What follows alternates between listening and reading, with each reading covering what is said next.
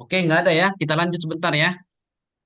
Karena memang waktu kita juga, saya lihat di jadwal itu ya kurang lebih sampai 2 jam sebenarnya. Tapi kalau kita perhatikan untuk materi-materi seperti ini sampai 2 jam itu hampir bisa teler gitu ya. Tapi nggak apa lah ya. Kita coba sesuai jadwal. Ya, ada yang perlu diskusikan? Nggak Lanjut ada ya? Pak. Ya, mana?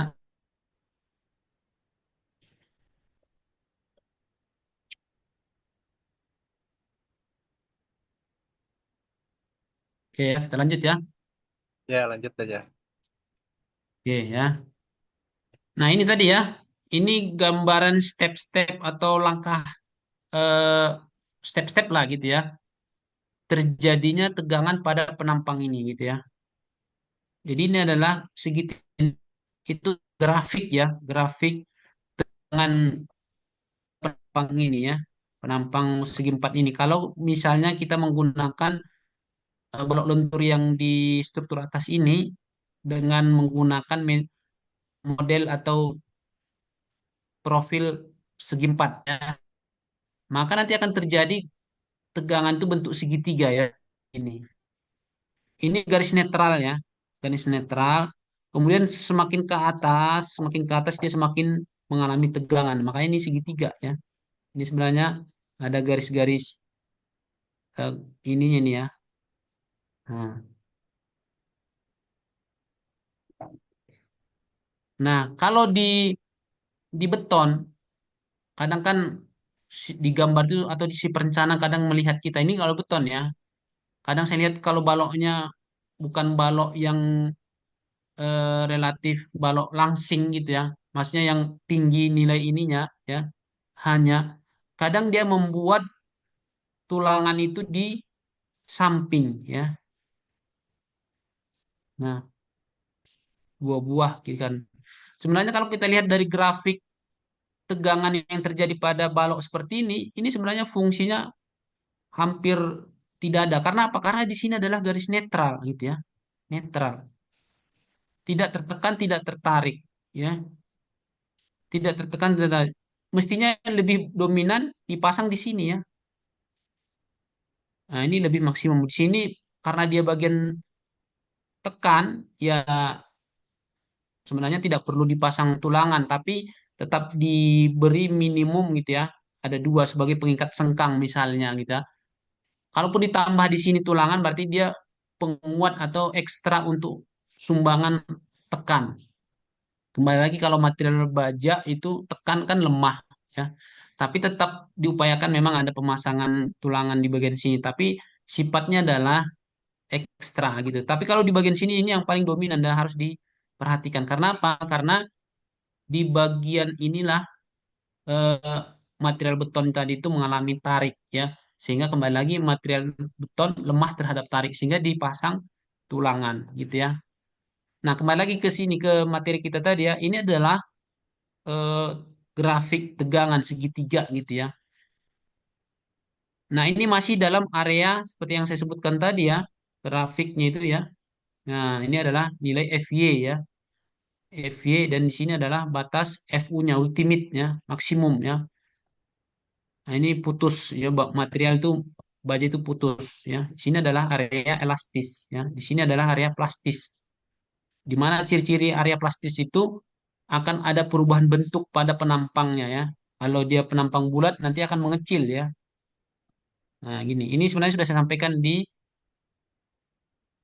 baja satu ya. Karakteristik mengenal karakteristik daripada material baja itu ya. Kemudian ini adalah grafik batasannya, batasan elastis sampai di sini maksimumnya. Jadi kalau sudah tegangan yang terjadi nilai P ini ya, ini P ya, bukan T ya.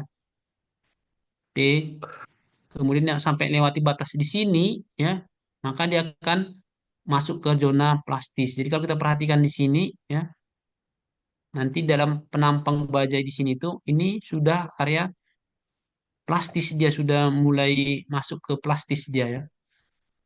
Nah, di sini juga sama ya. Seiring bertambahnya terus bebannya, maka nanti semua total di semua penampang ini akan mengalami eh, area plastis ya.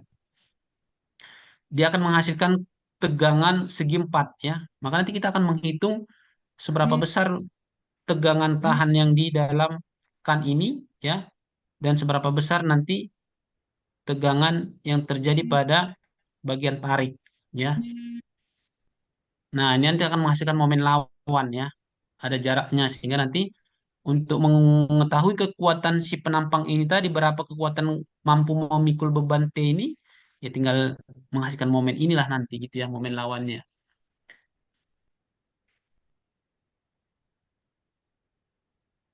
Oke ya, kita lanjut lagi. Nah, ini kembali lagi ya penjelasan ya. Jadi tegangan antara tegangan elastis ya, kembali lagi ke grafik baja tadi ya. Nah, perbandingan kekuatan dari tegangan elastis ke perbandingan tegangan ultimate di sini itu bisa sampai 1,5 kali kekuatan ini ya. Misalnya ini adalah 300 gitu ya. Kalau kita kalikan 1,5 berarti bisa ini sampai 450 gitulah intinya. Jadi kekuatan ultimate si penampang itu sampai dia mengalami putus ya atau hancur total itu bisa 1,5 ininya ya kekuatannya perbandingan ya momen antara momen plastis dan momen elastisnya atau MY itu bisa mencapai 1,5 ya perbandingannya. Artinya apa? Artinya bahwa setelah baja melewati batas elastisnya, kekuatannya semakin bertambah sebenarnya gitu ya. Tapi ya kendalanya itu tadi ya, baja akan mengalami perubahan bentuk ya. Atau kalau dibalok misalnya gini tadi, dendutannya akan relatif besar ya. Misalnya kalau ini panjangnya 6 meter misalnya ketika beban P gitu ya diberikan, ini bisa mencapai 2 senti misalnya ininya lendutannya ya. Nah, sedangkan batas izinnya tidak boleh bisa jadi tidak boleh lewat 2 senti gitu ya. Tapi kalau dari segi kekuatannya bisa aman, masih aman, nggak runtuh gitu. Tetapi bisa sudah melewati batas izinnya. Nah, kalau sudah terjadi melewati batas izin ya itu tadi dikhawatirkan komponen-komponen struktur lainnya itu bisa ada dampaknya. Kalau pada penutup lantai misalnya keramik bisa lepas, bisa pecah gitu ya. Atau kalau di dalam dinding itu nanti terjadi retakan pada dinding misalnya. Nah, ini yang mestinya harus diantisipasi. Artinya apa? Artinya bahwa desain kita itu untuk kekuatan bajanya ya batasannya kita sampai ke FY ya. Elastis saja gitu ya. Oke, ini masih ya gambaran step-step dari tegangan tadi. Jadi kalau kita lihat dari ini suatu struktur balok tadi ya. Ini kembali lagi supaya kita memahami betul bagaimana karakteristik baja ini gitu ya. Karena kita berangkat dari eh, karakteristik baja inilah kita bisa mampu dan bisa memahami desain perhitungan struktur analisis baja ya. Kalau kita tidak memahami ini kita ya pastinya akan eh, bermasalah ya. Sama ketika misalnya analogi gitu ya. Ketika kita bagi yang mungkin sudah mengambil pasangan hidup lah misalnya pastinya kita harus betul-betul memahami pasangan hidup kita itu sehingga kita nanti di dalam menjalani keluarga ya tidak akan terjadi permasalahan gitulah ininya ya analoginya termasuk kita di dalam mempelajari baja ini ya maka untuk kita bisa menganalisis struktur baja maka kita terlebih dahulu mengenal baja itu seperti apa. Kemudian kenapa kita harus memilih baja? Nah, ini kembali lagi ke baja satu ya. Itu kita membahas kelebihan dan kekurangannya. Idealnya di dalam suatu struktur baja itu, struktur konstruksi itu, ketika kita menentukan suatu material yang kita gunakan, pastinya itu adalah proses analisis ya. Jadi tidak ujuk-ujuk saya pengen bikin bangunan dari struktur baja. Ah, saya buat dari material beton gitu. Nggak sembarangan seperti itu, tapi semuanya adalah proses analisis ya. Jadi dalam menentukan kita menggunakan material tertentu itu juga prosesnya banyak. Baik itu ditinjau dari segi efisiensinya, kemudian metode pelaksanaannya, kemudahannya, kemudian dari segi waktunya, atau misalnya di dalam suatu wilayah dia atau tempat dia tersedia nggak materialnya. Jadi kadang si perencana ya itu tadi ya tidak melalui proses itu akhirnya ya itu tadi adanya adendum kadang di lapangan misalnya gitu proyeknya di jauh di sana dibuatnya eh, material yang aneh-aneh misalnya sehingga si pelaksana kesulitan gitu ya. Nah di sini sebenarnya tujuan kita memahami dalam material baja ini seperti apa di situ gitu ya. Makanya kalau kadang kita lihat oh ini ribet sekali sih ininya gitu ya. Kok sejauh itu dibahas gitu ya. Tapi sebenarnya di situ adalah untuk kita memahami lebih jauh bagaimana karakteristik material baja ini sehingga nanti ketika kita masuk ke ranah jauh lagi hitung-hitungan misalnya gitu ya, maka kita sudah tidak apa namanya kebingungan lagi gitu ya. Ini nilainya apa sih? Ini kenapa sih seperti itu gitu ya? Ini sekedar intermezzo aja nih tambahannya. Nah, oke, kembali lagi nih lebih struktur lagi ya. Misalnya ini suatu struktur balok ya. Kemudian kita menggunakan penampang baja WF atau I ini tadi ya. Nah, ini dia akan menghasilkan pada penampang ini bentuknya segitiga seperti ini ya. Ini ketika pada area yang hijau ini area elastis ya. Nah, di sini adalah area inelastis atau sudah masukin separuh bagian bagian penampangnya ya. Kalau kita lihat perhatikan lagi ya. Permukaan penampangnya di sini itu sudah hampir masuk ke area plastis tadi atau perubahan bentuk lah gitu ya. Area plastis lah ya. Area plastis ini ketika nanti P ini sudah kita cabut, tidak lagi kita bebani dia, maka kondisinya ketika di sini melendut gitu ya, ya kan kembali terus melendut gitu ya. Berbeda ketika dia masih area elastis. Ketika beban P ini kita hilangkan, dia kembali seperti semula, bagus gitu misalnya rata gitu. Tapi ketika sudah masuk ke area plastis ya tidak lagi bisa kembali seperti semula ya. Ini gambarin lebih detail lagi ya. Nah, itu juga kalau di dalam suatu struktur balok seperti ini ya, yang terjadi paling ekstrim atau yang tegangan yang terjadi paling besar itu ya di area di sini ya, tengah-tengah ya.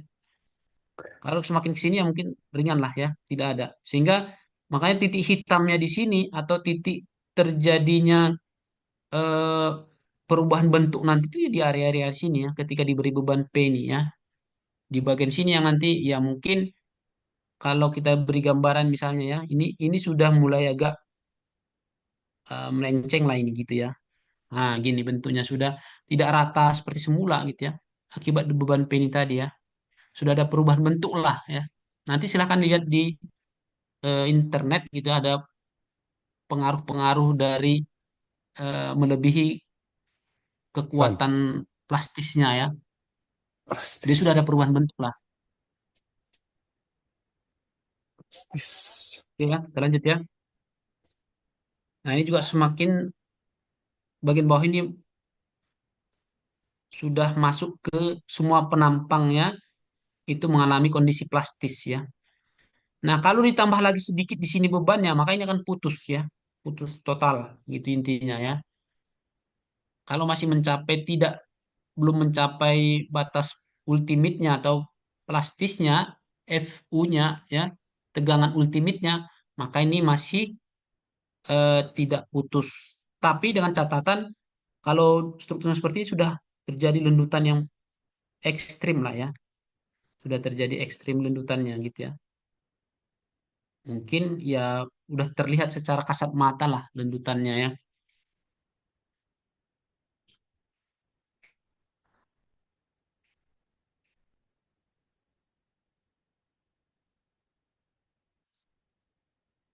Oke, kita lanjut ya.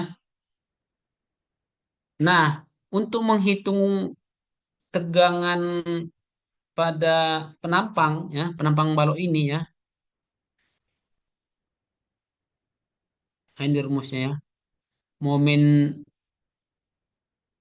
Y-nya atau yieldingnya atau elastisnya ya, itu rumusnya adalah FY kali B kali D per 4. Kemudian dikali 2 per 3 D. Ini ya, rumus ini didapatkan dari proses ini ya, sebenarnya gambaran dari ini ya. Nah, biar sedikit saya jelaskan ya.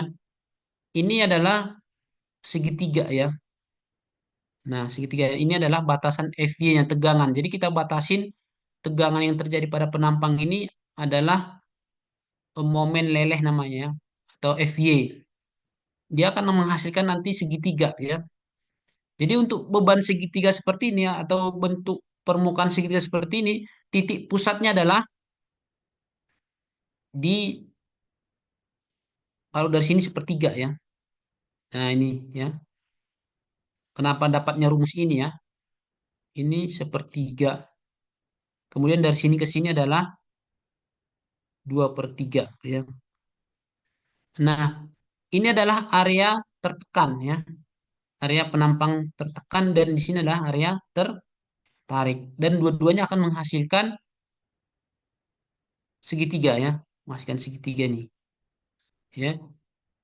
Nah, ini juga sama ya. Karena ini bentuknya segitiga berarti titik pusatnya adalah sepertiga ya. Di sini 2 per 3 ya. Ketika nanti 2 per 3 ditambah 2 per 3 ini ya, dari setengah tinggi D, maka jaraknya ini nih ya. 2 per 3 D jarak total antara sumbangan kekuatan C ini dan sumbangan kekuatan tarik ini ya.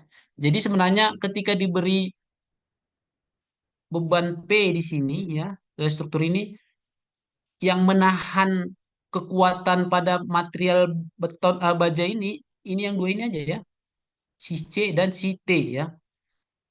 Nah, kalau ada nanti P di struktur ini menghasilkan misalnya 10 ton ya, 10 ton misalnya beban 10 P, maka kekuatan si di dalam tubuh material baja segi empat ini yang bekerja itu yang dua-dua ini ya, grafik ini C dan T. Nah, seberapa besar nilai tahanan? Nah, ini istilahnya momen lawan lah ya. Seberapa besar nanti gaya tahanan untuk menahan mikul beban ini tadi ya, maka ini adalah momen Y namanya, yaitu nilai C dikali jaraknya. Ya, inilah ini ya. Di mana nilai C ini adalah hasilnya ini ya. FY ini ya, setengah FY dikali D setengah B. Jadi hasilnya nanti FY kali B kali D per 4 ya. Kemudian ini adalah jaraknya ya. Jarak dari ini. Nah, inilah momen lawannya ya. Jadi ketika nanti ada suatu baja segi empat gini ya, kita berikan beban P sebesar misalnya 10 ton.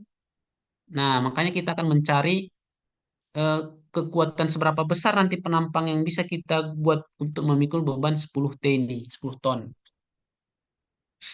Intinya seperti itu ya. Jadi kita bandingkan antara momen yang diakibatkan gaya, ya, gaya eksternal, kemudian tahanan lawan atau tahanan atau pertahanan gitulah ya, pertahanan dari material si baja ini untuk menahan gaya T ini tadi. Ya, kalau nanti nilainya momen Y ini lebih besar dari momen ini, maka dia aman. Tapi ketika nanti momen P yang diakibatkan beban P nanti lebih besar dibanding gaya tahanan ini pasti hancur, ya, patah bahasanya, ya. Jadi si balok segi empat ini baja ini akan patah dia, gitu intinya ya, gambarannya, ya. Makanya eh, kenapa kita membahas ini ya ini tadi kembali supaya kita bisa menentukan dimensi balok kita itu ukurannya berapa, ya. Ya kalau masih maaf ya, ini bukan meremehkan tukang bukannya, tetapi ketika kita sudah S1 ini seringkali saya sampaikan ke mahasiswa gitu ya. Kalau kita mindsetnya sudah lulusan S1 itu tidak lagi main tebak-tebakan gitu ya. idealnya kita berbicara ideal sini. Pengalaman saya kalau bentang 3 meter di sana balok ini cukup segini. Nah, atau kalau beton oh, cukup 20 kali 30 pasang aja tiga tulangannya aman. Pengalaman saya di sana aman. Nah, itu mindsetnya tukang, maaf ya. Kalau kita masih eh, mindset kita seperti di dalam suatu konstruksi, nah berarti kita masih selevel dengan itu gitu ya. Tapi idealnya kita harus mutlak bisa menghitung, kalau bebannya segini berarti segini. Jadi kita tidak lagi main praduga ya, duga-dugaan, sudah sini aman enggak. Tapi memang mutlak kita harus mampu, kita buktikan hitungan kita. Ketika ada beban di sini, yang keramiknya ukuran segini-segini, bahannya segini-segini, kemudian spesinya 2 senti, kemudian ketebalan plat lantainya segini. Nah, kita hitung, totalkan bebannya semua, kemudian kita hitung mekanikanya. Nah, kita bisa dapatkan nanti berapa jumlahan tulangan yang pasti. Nah, gitu mindset kita gitu ya ketika kita sudah masuk ke level hitung-hitungan sebenarnya gitu ya. Tidak lagi main pengalaman ya. Pengalaman saya di sini segitu. Ya mungkin kalau proyek-proyeknya mungkin yang relatif masih tidak eh, urgent ya mungkin bisa lah masih. Tapi kalau sudah ke tahapan misalnya analisisnya sudah struktur yang riskan, ya mau tidak mau kita harus membuktikan secara eksak lah gitu bahwa hitungan kita itu material dengan dimensi tertentu yang kita rekomendasikan ya, kemudian mutu material yang kita gunakan kita tetapkan segini. Nah, maka kita pastikan bangunan kita aman. Jadi tidak lagi mindset kita main tebak-tebakan gitu ya. Tidak lagi ya. Itu harapan kita setelah kita masuk ke zona akademik seperti ini gitu intinya ya. Idealnya seperti itu ya. Makanya ketika kita bahas seperti ini kan agak ribet gitu ya. Waduh, rumit sekali memahaminya. Tapi sebenarnya tujuannya supaya kita nanti arah maupun pemikiran kita nanti mengacu ke arah sana gitu ya.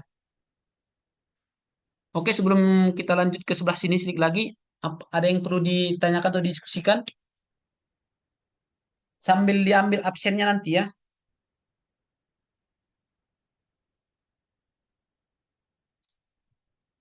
Oke ya, kita lanjut ke sebelahnya ya. Ini adalah zona momen leleh ya.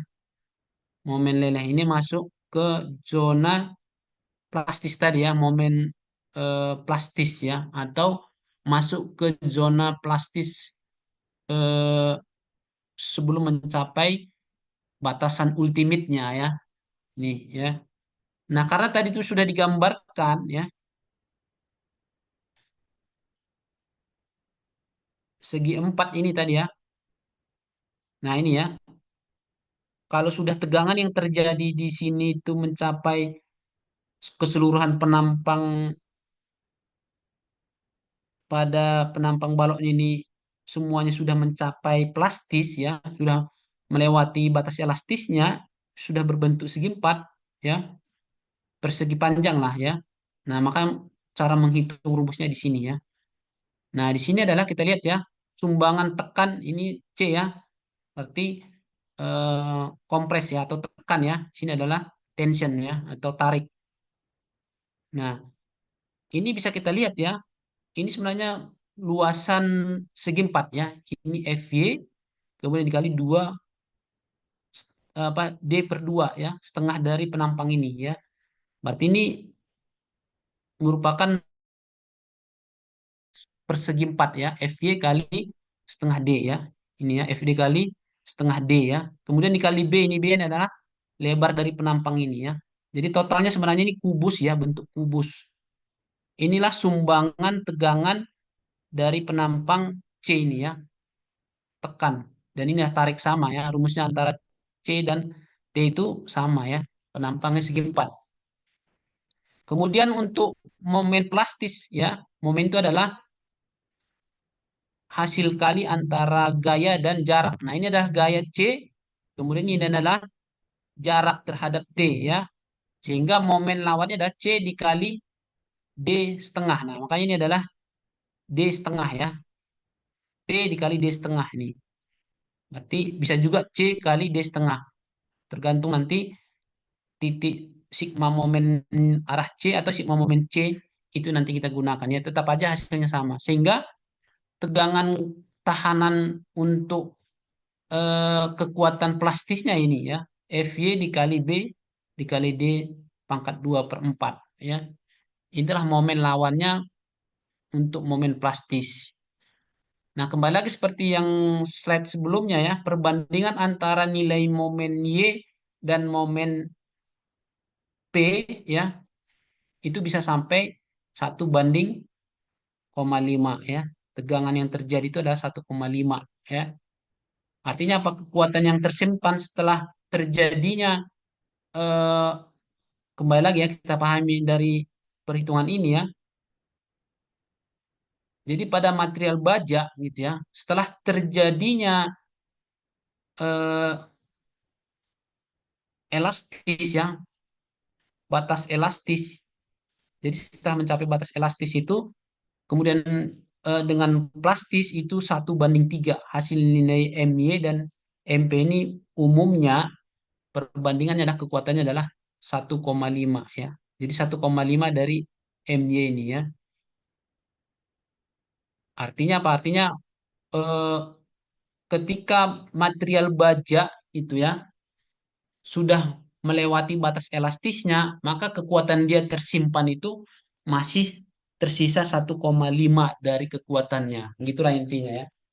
Jadi kembali lagi seperti yang saya katakan di awal tadi, ya, kalaupun kita lihat kalau bajanya, struktur bajanya itu sudah melendut terlihat ya. Kadang kan kalau kita lihat ada kafe-kafe misalnya gitu ya. Kafe-kafe ini yang dibuat dari terbuka gitu ya, rangka baja lah. Kemudian kita lihat ya sudah agak melendut misalnya. Itu sebenarnya perlu ya, tidak terlalu khawatir kita gitu ya. Bahasanya gitu ya. Karena kekuatan si baja itu sebenarnya itu lebih kuat lagi ya. Apa masih kuat gitu ya. Tetapi perlu diingat karena kita juga pengen memberikan psikologis yang eh, aman terhadap si pengguna, mestinya tidak terjadi lundutan sih kita buat desainnya. Kemudian juga nanti merusak apa komponen-komponen yang lain ya. Tapi kalau dari segi tinjauan kekuatan ya, sebenarnya struktur itu masih relatif aman. Yang penting tidak sampai melewati batas ultimate tadi ya. Kalau sudah melewati batas ultimate tadi itu, yakinlah bahwa bangunan itu ketika nanti terjadi kelebihan muatan atau mencapai momen plastisnya tadi melebihi gitu ya batas plastisnya, maka itu akan putus total gitu ya. Langsung ambruk lah, patah gitu ya. Nah, itu yang perlu kita jaga sebenarnya ya. Nah, kembali lagi ya, di dalam suatu perencanaan konstruksi kita di Indonesia, kita terikat dalam SNI namanya ya. Jadi perencanaan-perencanaan kita itu sudah rel kita ya, termasuk nanti penentuan batasan perencanaan kita ya FY. Karena di sana menggunakan nilai FY, maka kita selalu menggunakan itu. Jangan sampai kita coba-coba menggunakan parameter di luar SNI. Ya kadang kendalanya di efisiensi biaya ya. Saya juga kebetulan ada salah satu sebagai tenaga teknis atau tenaga ahli bidang PBG ya izinnya itu ketika kita diskusi dengan orang-orang yang mengajukan usulan bangunan IMB-nya, kalau dulu IMB sekarang PBG gitu kan, ya alasannya klasik gitu ya. Saya tanyakan kenapa Pak ini standar di dalam SNI tidak di ini kan tidak dipegang gitu, tidak dilakukan. Ya dampaknya apa? Dampaknya memang ketika kita menggunakan itu akan dimensi akan semakin relatif besar lah gitu ya. Dan dampaknya ya ke biaya gitu ya. Itu di situ ininya. Tapi kalau kita misalnya eh, mengikuti aturan mau tidak mau ya kita harus mengikuti SNI tadi supaya apa? Pertama menjaga keamanan struktur kita gitu ya. Bahwa kita pastikan bahwa desain kita itu memang aman ya. Kalau kita coba-coba misalnya untuk dasar efisiensi lebih kecil, ini Pak toh masih aman Pak. Amannya maksudnya kategorinya tidak melampaui batas putus tadi gitu ya. Nah, itu saya pikir itu kita tidak boleh seperti itu. Yang penting kita tetap punya acuan SNI di dalam suatu perencanaan ya. Ya, apalagi berkaitan dengan proyek-proyek pemerintah gitu ataupun secara umum semuanya lah gitu ya. Ya memang konsekuensinya di sana dampaknya memang dimensinya juga akan semakin besar. Nah, ketika struktur kita dimensinya besar, ketika kita mengikuti suatu aturan yang berlaku di sana, ya memang ya itu tadi ya, kembali ke dana ya. Nah, ini yang memang jadi permasalahan klasik lah gitu ya. Oke, sebelum kita tutup ya mungkin ya, kita cukupkan aja mungkin ya, sudah hampir mendekati berapa session ini ya, Zoom-nya ini. Ada yang perlu didiskusikan? Atau coba ya kita buka dulu ininya ya, apa videonya ya, biar kita absensi ya. Pesertanya di sini 22 orang ya, lumayan ya, 22 orang yang hadir ya. Oke, sudah terbuka semua videonya ya. Oke, satu, dua, tiga. Oke. Nah, mungkin besok kita beton kalau nggak salah ya. Ini semuanya mengambil juga. Iya Pak, ada Pak. Iya Pak, Ya. mengambil. Iya Saya Pak, ngambil ambil Pak. Pak. Iya Pak, mengambil Pak. PL. Oke, berarti hampir sama ya peserta mata kuliah beton lanjut dan baja lanjut sama ya. Jadi mungkin untuk hari ini kita cukupkan ya. Kalau tidak ada memang didiskusikan ya. Bisa juga nanti hal-hal yang perlu didiskusikan di grup. Silahkan ya. Nanti apa ngirim-ngirim permasalahan apa, diskusi apa ya silahkan di grup ya. Oke, kalau tidak ada yang didiskusikan kita cukupkan untuk pagi ini. Kita tutup. Assalamualaikum warahmatullahi wabarakatuh. Waalaikumsalam. Waalaikumsalam Assalamualaikum warahmatullahi warahmatullahi wabarakatuh. Terima wabarakatuh. kasih Oke ya. Bapak. Terima kasih Yuk. Pak. Terima kasih Pak. Sore. Pak. Terima kasih Pak. Terima kasih Pak.